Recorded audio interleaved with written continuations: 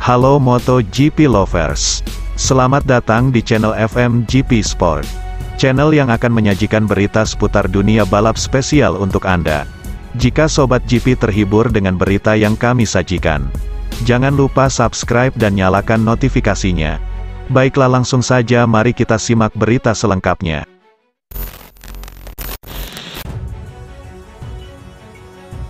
Dalam penampilan pertamanya, usai pengumuman kontrak dengan LCR untuk MotoGP musim depan, Alex Rins menjelaskan kepada motorsport.com proses yang membuatnya setuju merapat ke Honda.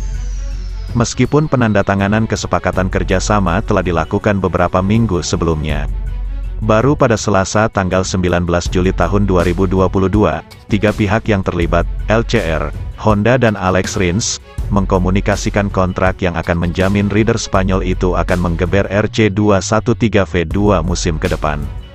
Dengan begitu, Rins dipastikan tetap berada di grid pada 2023.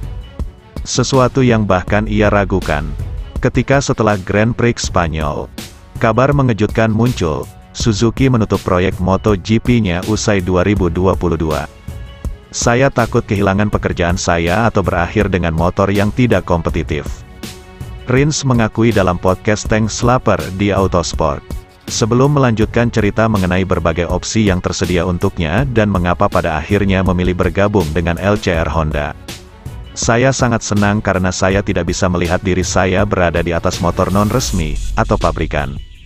Saya memiliki banyak pengalaman dan alat untuk mengoptimalkan motor. Jadi saya tidak membayangkan diri saya berada di posisi untuk tampil bukan dengan motor ofisial. Tambah sang rider, saya bisa saja pergi ke Ducati tetapi di sana mereka tidak dapat memastikan saya akan memiliki motor pabrikan. Saya memahami itu dan berterima kasih kepada mereka atas tawaran tersebut. Tetapi pada akhirnya saya pilih berkomitmen dengan Honda dan ini membuat saya sangat bahagia. Keputusan Suzuki mengakhiri proyek mereka di MotoGP. Justru ketika Rins memiliki start terbaiknya dalam kelas Premier, di mana setelah 5 balapan, pemilik nomor 42 tiba menempati P6 dalam klasemen dan punya poin setara dengan juara dunia bertahan sekaligus bintang Yamaha, Fabio Quartararo. Sejak saat itu serangkaian kecelakaan memotong dinamika positif tersebut dan membuat Alex Rins hanya mampu mencetak 8 poin lagi dalam 6 balapan berikutnya. Kini ia menempati P9 di klasemen.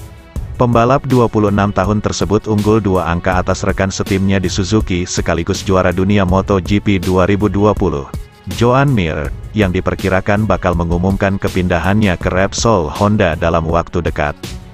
Dengan urusan yang berkaitan dengan masa depannya telah diselesaikan, Rins menetapkan target untuk dirinya sendiri. Ia kembali ingin berjuang memperebutkan podium sebelum benar-benar mengucapkan selamat tinggal kepada Suzuki, dan jika memungkinkan, akan bertarung meraih kemenangan.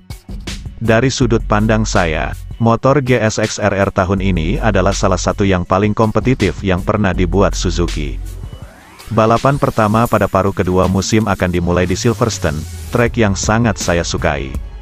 Ucap Rins, saya tidak sabar untuk menjajal RC213V Honda. Tetapi pertama-tama saya ingin mencoba berjuang naik podium lagi dan memenangkan beberapa balapan lagi bersama Suzuki. Ia mengakhiri. Sobat GP jangan kemana-mana, karena setelah ini masih ada berita menarik lainnya.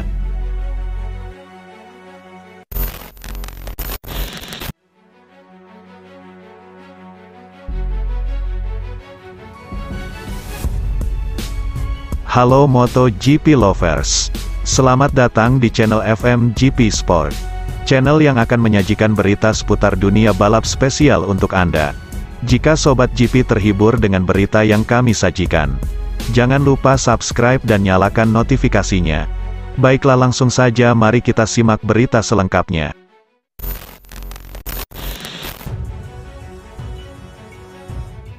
Pembalap Yamaha Factory Racing, Fabio Quartararo, ingin menjadi incaran seluruh pabrikan di MotoGP. Untuk mencapai target itu, ia harus menjadi rider terbaik di grid. Setelah menjadi juara dunia MotoGP 2021, Quartararo terus membuat kejutan di setiap akhir pekan musim ini. Pembalap 23 tahun itu juga menjadi yang harus dikalahkan oleh para rivalnya. Yang mana status itu sebelumnya dipegang oleh Marc Marquez. Rider berkebangsaan Prancis tersebut juga menjadi yang paling konsisten sepanjang musim ini, sehingga mampu memimpin klasemen sementara MotoGP 2022. Sejauh ini El Diablo baru meraih 6 podium, termasuk 3 kemenangan dan hanya 7 kali finish 5 besar. Konsistensi dan kedewasaan yang dimiliki Fabio Quartararo saat ini menjadikannya pembalap idaman para pabrikan. Namun demikian ia telah memutuskan untuk memperpanjang kontrak dengan Yamaha. Itu diyakini menjadi kunci dalam bursa transfer pembalap, jika tidak maka rencana seluruh tim untuk musim depan akan berubah. Memiliki perasaan menjadi yang paling diminati di grid merupakan bagian dari rencana saya, dan saya menyukainya. Katanya kepada DAZN. Tahun ini ada sedikit ketertarikan terhadap saya sebelum memutuskan bertahan di Yamaha. Memang tujuan utama kami adalah bertahan, tetapi kami tak menutup kemungkinan lainnya. Ketika Anda memenangi gelar bersama sebuah tim dan di musim berikutnya mereka tidak berkembang seperti yang Anda inginkan, maka Anda memiliki keraguan. Saya yakin Yamaha akan menjadi tim terbaik tahun depan. Memang sulit mengetahuinya, tetapi saya yakin pada proyek ini dan saya yakin itu akan berjalan bagus. Saya tidak butuh yang lainnya untuk memotivasi saya. Fabio Quartararo menjelaskan banyaknya pembalap berusia muda di MotoGP membuat persaingan semakin besar di dalam maupun di luar sirkuit. Ini juga membuatnya harus tetap berkonsentrasi untuk menjadi yang terdepan.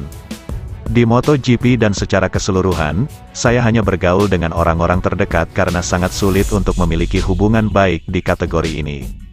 Ujarnya, tidak banyak situasi yang menyenangkan karena ketika saya berada di atas motor, saya ada di sana untuk membunuh semua orang dan kami harus realistis. Ketika balapan berakhir akan tercipta suasana yang bagus, tapi saya pastikan ketika saya menggunakan helm itu tak akan terjadi. Menantikan kembalinya Marc Marquez juga menjadi tujuan Fabio Quartararo, karena ia masih penasaran untuk mengalahkan 6 kali juara dunia MotoGP itu. Saya sangat siap menghadapi Marquez, saya ingin dia kembali sesegera mungkin, dan saya tidak ingin ada pembalap lain yang harus absen panjang karena cedera. Ucapnya mengakhiri. Terima kasih sudah setia di channel ini. Nantikan ulasan-ulasan menarik lainnya dari channel FMGP. Jangan lupa tinggalkan subscribe-nya dan sampai jumpa.